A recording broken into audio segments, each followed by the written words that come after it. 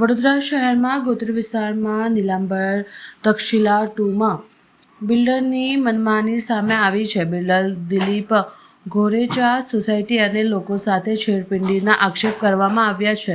સમગ્ર મામલો Gotri police station ખાતે પહોંચ્યો હતો. કિંજલ પરમાર અને અમે તક્ષશિલા 2ના રહેવાસી છીએ. તક્ષશિલા 2 ગોત્રી સેવાસી રોડ TP3 માં અમારું તક્ષશિલા 2 આવેલ છે. અમારા બિલ્ડરશ્રીએ અમારી પાસે 1 લાખ રૂપિયાનું મેન્ટેનન્સ લઈ લીધેલ છે. છતાં પણ અમને અમારી સોસાયટી પૂરી નથી કરી અને અમારી સોસાયટી અમને હેન્ડઓવર નથી કરી અને અત્યાર સુધી તો એ બિલ ભરતા હતા, પરંતુ આજે છેલ્લા 1 મહિનાથી એમને બિલ ભર્યું નથી અને એમને હાથ ઊંચા કરી દીધા છે.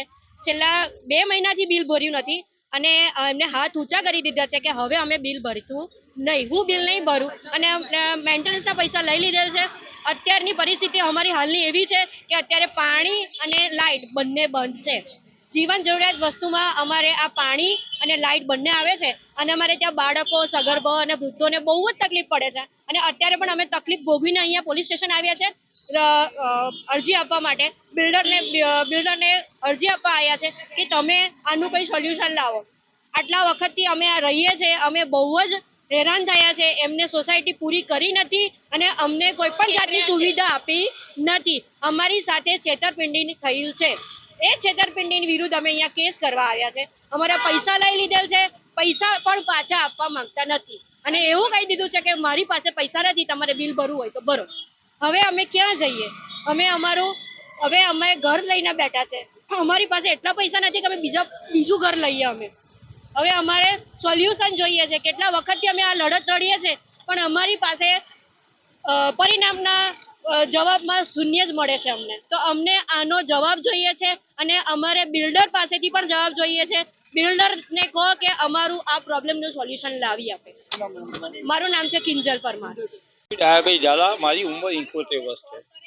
હું તક્ષશિલા 2 ગોત્રી સેવાસી રોડ ઉપર રહું છું.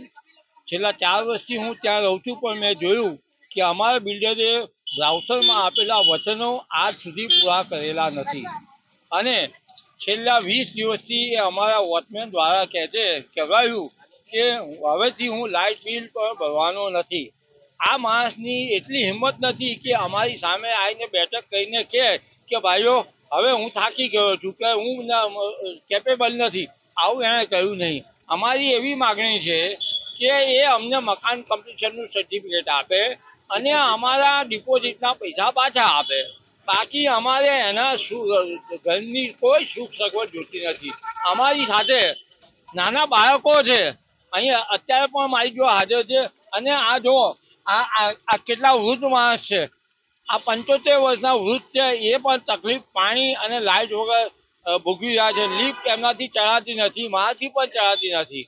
તો માનનીય તમારી આ ચેનલ દ્વારા અમારી લાગણી સરકાર સુધી પહોંચે, પોલીસ સ્ટેશન સુધી પહોંચે, અધિકારીઓ સુધી પહોંચે, એના માટે હું આ નમ્ર નિવેદન કરી રહ્યો છું.